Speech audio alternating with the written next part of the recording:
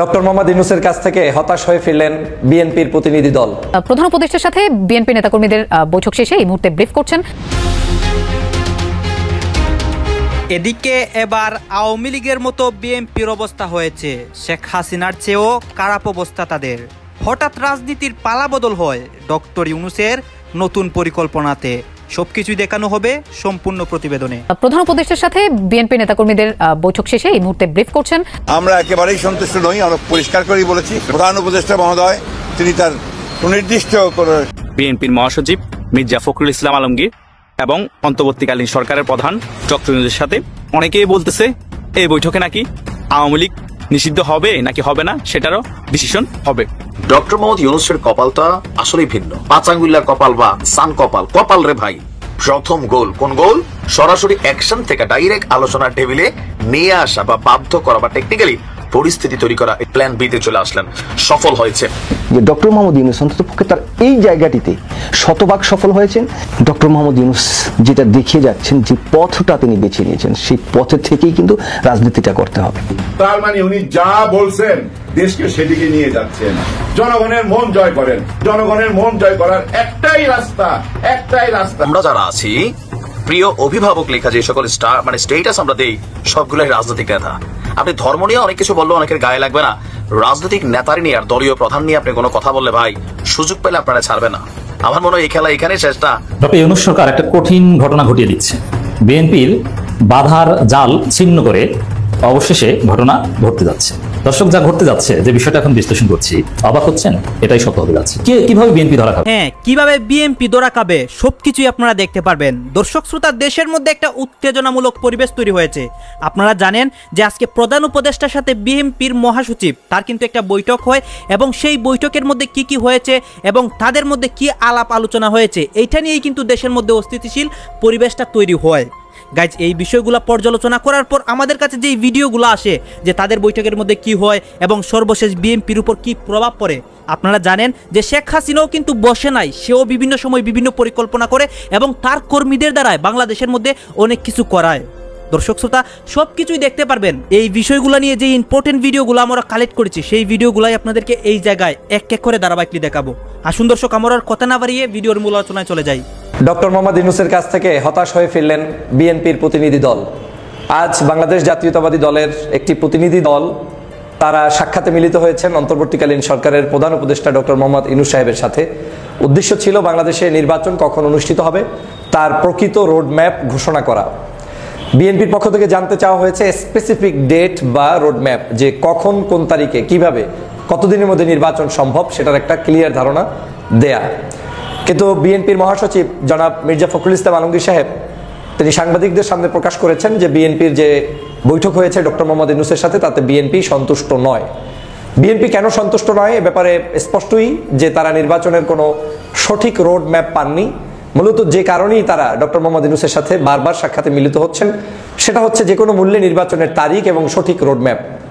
এবং বিএনপি এখন স্পষ্ট করেই বলছেন যে ডিসেম্বরেই নির্বাচন হতে হবে। মানে 1, 2, 3 বলার আর কোনো সুযোগ নাই যে ডিসেম্বর থেকে জানুয়ারি, জানুয়ারি থেকে ফেব্রুয়ারি, ফেব্রুয়ারি থেকে জুন। There is no way. তাদের একদম স্পষ্ট ঘোষণা, নির্বাচন হতে হবে ডিসেম্বরের মধ্যে। আর ডক্টর মোহাম্মদ ইউনূসও যতবারই বৈঠক হয় তিনি কখনোই বলেন না যে কয় তারিখে কখন, ডিসেম্বর না নভেম্বর না জানুয়ারি, এই তারিখ তিনি বলেন না। তিনি একটা কথা সহজে বলে দেন, আমরা ডিসেম্বর থেকে জুনের মধ্যে যে কোনো সময় এই নির্বাচন করতে আমরা প্রস্তুত, আমরা চেষ্টা চালিয়ে যাচ্ছি। এবং এ ব্যাপারেই তার বক্তব্য কিন্তু চলমান রয়েছে। বাংলাদেশ জাতীয়তাবাদী দলের পক্ষ থেকে যে ক্ষোভের জায়গাটা, সেটা হচ্ছে যে বিএনপি যদি দেরিতে নির্বাচনের পক্ষে অবস্থান নেয়, বাংলাদেশের সরকার যদি দেরিতে নির্বাচন অনুষ্ঠিত করে, তাহলে বিএনপি মনে করে যে এই নির্বাচন আস্তে আস্তে দেরি হয়ে গেলে বাংলাদেশের বিভিন্ন ধরনের সমস্যা তৈরি হতে পারে, দেশের রাজনীতিতে বিভিন্ন ধরনের সমীকরণ তৈরি হতে পারে, দেশ বিদেশি বিভিন্ন ষড়যন্ত্র শুরু হয়ে যেতে পারে। এটা কিন্তু বিএনপির পক্ষ থেকে এক ধরনের তার জায়গা থেকে রাজনৈতিক অবস্থান পর্যালোচনা করে তিনি তার বলার অধিকার রাখেন, আমি মনে করি। কিন্তু অন্যদিকে ডক্টর মোহাম্মদ ইউনূসরা এই বিষয়টাকে অতটা গুরুত্বের সাথে নিচ্ছেন না। কারণ বাংলাদেশের ডক্টর মোহাম্মদ ইউনূসরা যখন প্রথম দিকে ক্ষমতা নিয়েছেন, তখন কিন্তু বাংলাদেশের রাজনৈতিক অবস্থান, সামাজিক অবস্থান, অর্থনৈতিক অবস্থান আরও খারাপ ছিল। এবং দিন দিন সেই অর্থনৈতিক, সামাজিক সকল অবস্থানই কিন্তু ভালোভাবে প্রতিষ্ঠিত হচ্ছে। যেমন এবছরের রমজানের অর্থনীতি দেখেন, এবছরের ঈদ বাজার দেখেন, এবং বিদেশ নির্ভরতা কমিয়ে দেশের পণ্য দেশে বসে ক্রয় করে অর্থনৈতিক সাশ্রয় দেখেন, সবকিছুতে কিন্তু ডক্টর মোহাম্মদ ইউনূস সাফল্যের জায়গায় পৌঁছে যাচ্ছেন।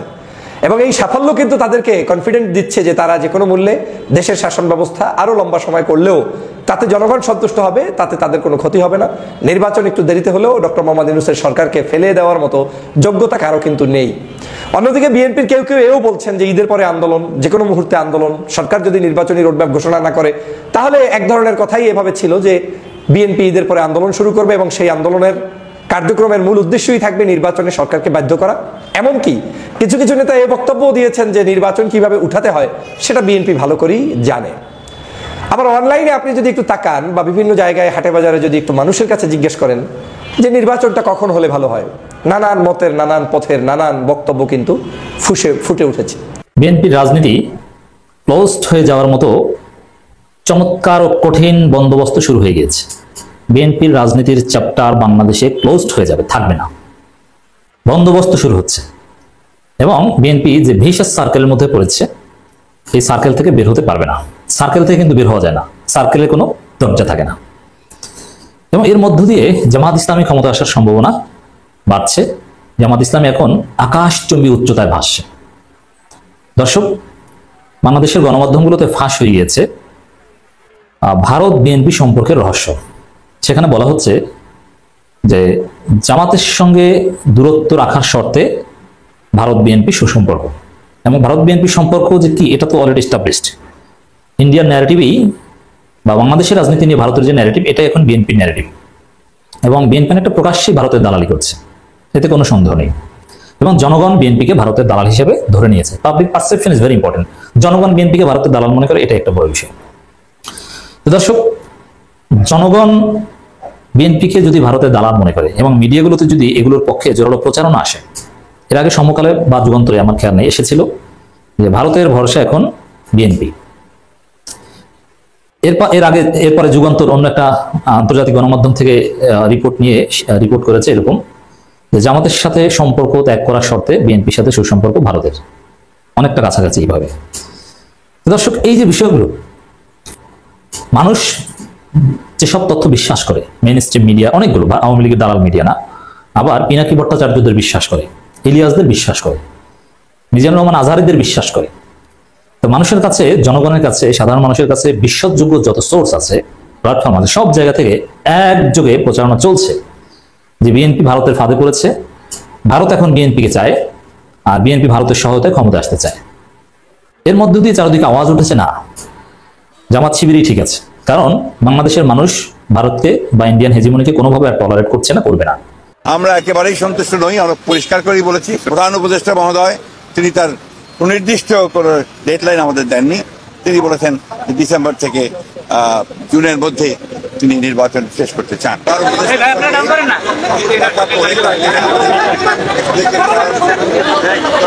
আমরা জানি প্রধান যে বিষয়টি ছিল সেটি হচ্ছে নির্বাচনের সুনির্দিষ্ট রোডম্যাপ, যেটা আমরা বেশ কিছু কাল থেকে বলে আসছি, সেই বিষয়ে তাদের সঙ্গে কথা বলেছি। আমরা বলেছি যে বর্তমানে রাজনৈতিক যে পরিস্থিতি আছে এবং দেশের যে অবস্থা, তাতে করে আমরা বিশ্বাস করি এখানে অতি দ্রুত একটি গ্রহণযোগ্য নির্বাচনের মধ্যে এই সমস্যাগুলোর সমাধান। একই সঙ্গে চলমান যে সংস্কার কমিশনগুলো করা হয়েছে, উদ্যোগ নেওয়া হয়েছে সরকারের পক্ষ থেকে, আপনারা জানেন যে আমরা সেগুলোতে সম্পূর্ণভাবে সহযোগিতা করছি। এবং গত কয়েকদিন আগে আমাদের সেই সংস্কারের যে আমাদের মতামতগুলো আমরা দিয়েছি এবং আগামীকাল সম্ভবত আমাদের সঙ্গে বৈঠক আছে। আমরা খুব স্পষ্ট করে বলেছি যে যে বিষয়গুলোতে ঐক্যমত্য হবে সব দলগুলো, সমস্ত দলগুলো, সেগুলো নিয়ে আমরা একটা চার্টার করতে রাজি আছি আপনারা, এবং তারপরে সেটার উপর ভিত্তি করে আমরা বাকি নির্বাচনের দিকে চলে যেতে পারি এবং বাকি সংস্কার যেগুলো আমরা একমত হব, সেটা আমরা অবশ্যই আমাদের রাজনৈতিক দলগুলো যা নির্বাচিত হয়ে আসবেন তারা সেগুলোকে বাস্তবায়িত করার ব্যবস্থা নেবেন। এটাই ছিল আমাদের কথার মূল কথা। প্রধান উপদেষ্টা মহোদয় তিনি তার সুনির্দিষ্ট কোনো ডেডলাইন আমাদের দেননি। তিনি বলেছেন ডিসেম্বর থেকে জুনের মধ্যে তিনি নির্বাচন শেষ করতে চান, এই কথা তিনি আজকে আবার বলেছেন। আমরা একেবারেই সন্তুষ্ট নই। আমরা পরিষ্কার করেই বলেছি যে আমরা ডিসেম্বর কাট আউট টাইম, ডিসেম্বরের মধ্যে নির্বাচন যদি না হয় তাহলে দেশে যে রাজনৈতিক পরিস্থিতি, অর্থনৈতিক পরিস্থিতি এবং সামাজিক পরিস্থিতি সেটা আরো খারাপের দিকে যাবে, সেটা তখন নিয়ন্ত্রণ করা বেশ কঠিন হবে। আপনাদের অবস্থান কি হবে স্যার? আপনারা যে বলছিলেন বাংলাদেশে যে আপনারা ডিসেম্বরের মধ্যে নির্বাচন চান, মাননীয় প্রধান উপদেষ্টা আজকে আপনি যেটা বললেন যে আপনাদেরকে সুনির্দিষ্ট কিছু বলেননি, তো আপনারা সন্তুষ্ট, আপনাদের অবস্থানটা কি হবে? আমরা আবার আপনাদের সামনে আসবো, আলোচনা করে দলের সঙ্গে, দলের অন্যান্য মিত্র দল আছে তাদের সঙ্গে আলোচনা করে তখন আবার আপনাদের সামনে আমরা। এসেছিলেন তখন বলেছিলেন আপনি বের হয়ে যে ডিসেম্বর নাগাদ নির্বাচন হতে পারে, আশ্বস্ত হয়েছিলেন। 2 মাস পরে এসে বললেন ডিসেম্বর থেকে জানুয়ারি, সময় কি প্রলম্বিত হচ্ছে বলে মনে করছেন আপনারা? ডিসেম্বর থেকে জানুয়ারি না, জুন। ভাই এটা বাংলাদেশ, এখানে রাজনৈতিক নেতারা নিয়ে আপনি কোনো কথা বলবেন, আপনার রক্ষারাই বাপ ভাই নিয়ে বলতে পারেন, কোনো সমস্যা নাই। কারণ ফেসবুকে আমরা যারা আছি, প্রিয় অভিভাবক লেখা যে সকল স্টেটাস আমরা দেই, সবগুলাই রাজনৈতিক নেতা। আপনি ধর্ম নিয়ে অনেক কিছু বললেও অনেকের গায়ে লাগবে না, রাজনৈতিক নেতারা নিয়ে আর দলীয় প্রধান নিয়ে আপনি কোনো কথা বললে ভাই সুযোগ পেলে আপনারা ছাড়বে না। আমার মনে হয় এই খেলা এখানে শেষটা। আজকে তো মাত্র ওনার বাড়িতে আগুন লাগছে, ভবিষ্যতে আর অনেক কিছু ঘটবে, এটাই বাস্তব। কারণ আমরা প্রতিহিংসা পরায়ণ জাতি, আর অতি উৎসাহে অনেক কিছুই করি, আর এগুলার ফলাফল একটা সময় হয়তো ভোগ করতে হয়। ঘটনা হচ্ছে এবারের পহেলা বৈশাখের যে মোটিভ ছিল, মোটিভটা কি ছিল? শেখ হাসিনার স্বৈরাচার একটা প্রতিকৃতি ডাইনি আকারের একটা ছবি বানাইছিল, তাই না? একবার এটার আগুন দিয়ে পোড়াই দিছিল, বাট তারপরেও অন স্পট ইনস্ট্যান্ট 2 দিনের মধ্যে কিন্তু আরেকটা বানাইয়া আমাদের চারুকলা পরিষদ বা যারা আছেন তারা এটারে শো অফ করছেন। তো শেখ হাসিনার অবস্থাটা কি এটা দেখা, বা আওয়ামী লীগের নেতাকর্মীদের অবস্থানটা কি?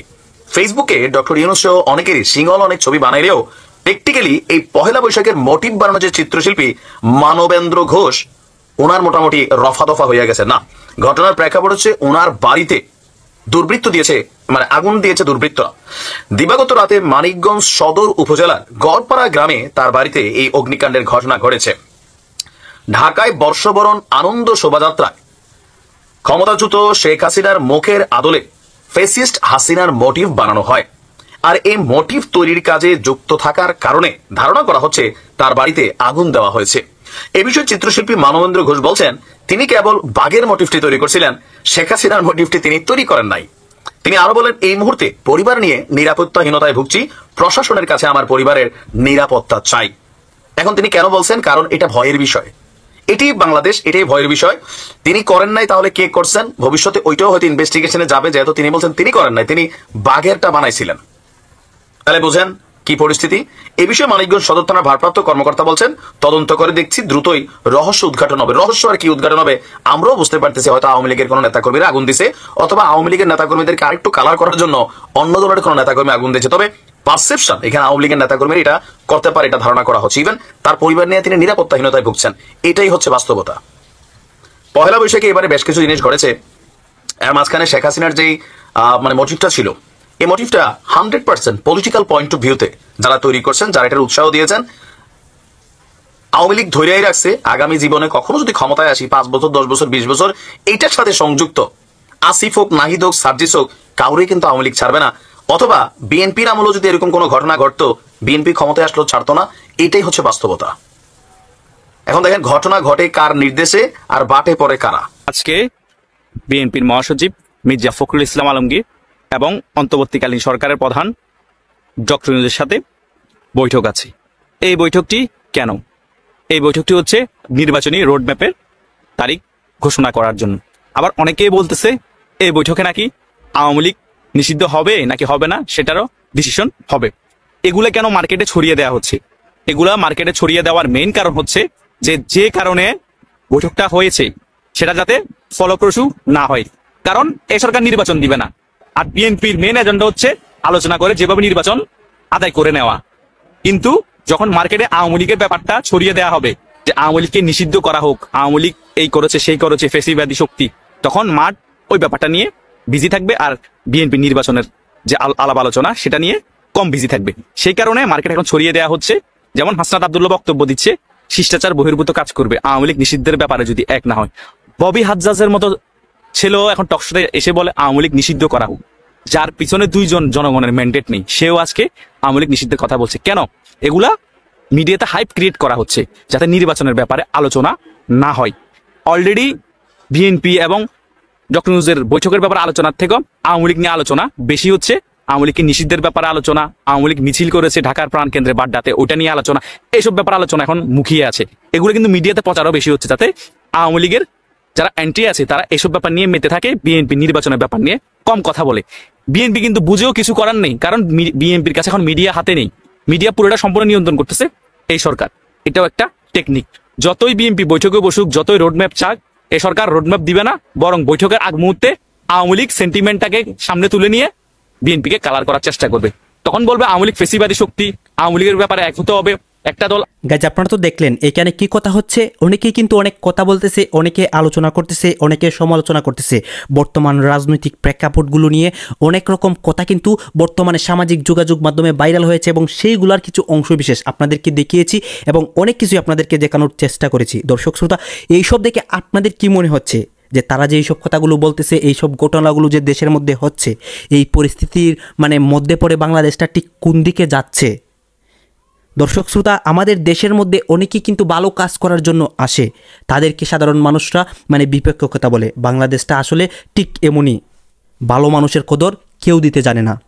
গাইজ এতক্ষণ আপনাদেরকে যা কিছু দেখিয়েছি সব কিছু কিন্তু আমরা সোশ্যাল মিডিয়া থেকে সংগ্রহ করেছি, এইখানে আমাদের নিজস্ব কোনো মন্তব্য নেই। এইসব দেখে আপনাদের কি মনে হচ্ছে এবং আপনাদের মন্তব্য কি, এইটা কিন্তু আপনারা অবশ্যই কমেন্ট বক্সে লিখে যাবেন। আমি আবারও বলতেছি, এতক্ষণ যা কিছু দেখেছেন সব কিছু কিন্তু আমরা সোশ্যাল মিডিয়া থেকে নিয়ে এসেছি এবং আপনাদের সামনে তুলে ধরেছি।